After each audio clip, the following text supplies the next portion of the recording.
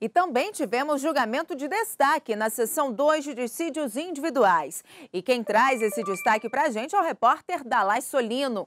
Olá, Dalai. Olá, Ana Amélia. Um trabalhador procurou a justiça após a empresa de telefonia onde prestava serviço suspender por um mês o contrato de trabalho dele e não pagar o auxílio-doença.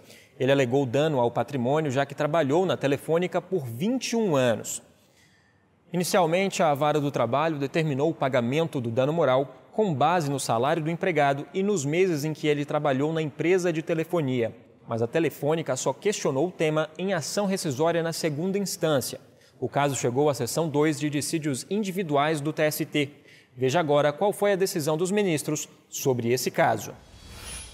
O Tribunal Regional do Trabalho do Rio de Janeiro julgou a ação rescisória contra a decisão de primeira instância que determinou o pagamento de indenização ao trabalhador, levando em conta a remuneração dele, multiplicada pelos meses em que trabalhou na empresa, ou seja, 252 meses, equivalentes a 21 anos de vínculo de emprego. A empregadora alegou que houve julgamento ultrapetita com excesso na decisão e pediu que o regional revisasse esses valores, uma vez que o trabalhador havia pedido apenas dano moral. O TRT negou a ação rescisória e manteve a sentença de primeira instância e a maneira que foi calculada a indenização. A empresa recorreu à seção 2 de dissídios individuais do Tribunal Superior do Trabalho. Para o relator do caso na SDI 2, ministro Douglas Alencar Rodrigues, houve um erro na condenação que usou o parâmetro do salário do trabalhador multiplicado pela quantidade de meses trabalhados, em vez de multiplicar o salário pela quantidade de anos trabalhados, como diz a CLT.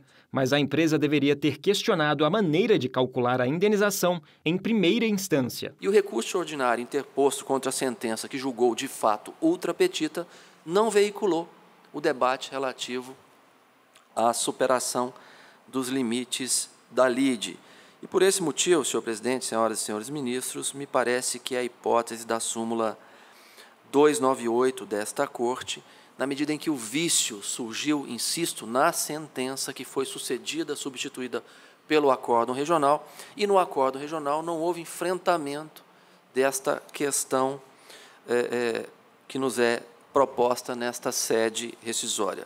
A defesa da Telefônica argumentou que, de acordo com a súmula 298 do TST, a questão de julgamento ultrapetita não precisa ser pré-questionada e que, recorrendo da decisão regional, já estaria sendo questionada a decisão de primeira instância que foi mantida. O ministro rebateu os argumentos da empresa. De fato, a nossa súmula 298 dispensa a existência ou prévio enfrentamento na decisão rescindenda da tese jurídica que se afirma com fundamento em preceito legal por ocasião da propositura da ação rescisória.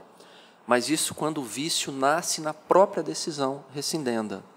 E no caso concreto, como eu tentei demonstrar, este vício não nasceu no acórdão atacado na presente ação rescisória, mas na sentença que, sem dúvida alguma, suplantou de maneira equivocada, manifestamente errada, os limites da litis contestácio. Os demais ministros, de forma unânime, acompanharam o relator, negando o recurso da empresa e mantendo a decisão regional.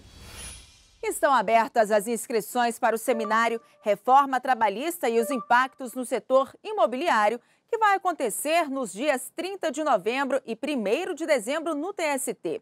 O evento é promovido pelo Instituto Justiça e Cidadania e vai contar com a participação de ministros do TST, advogados especialistas no ramo e representantes sindicais. Interessados em participar podem se inscrever no site do Tribunal, www.tst.jus.br.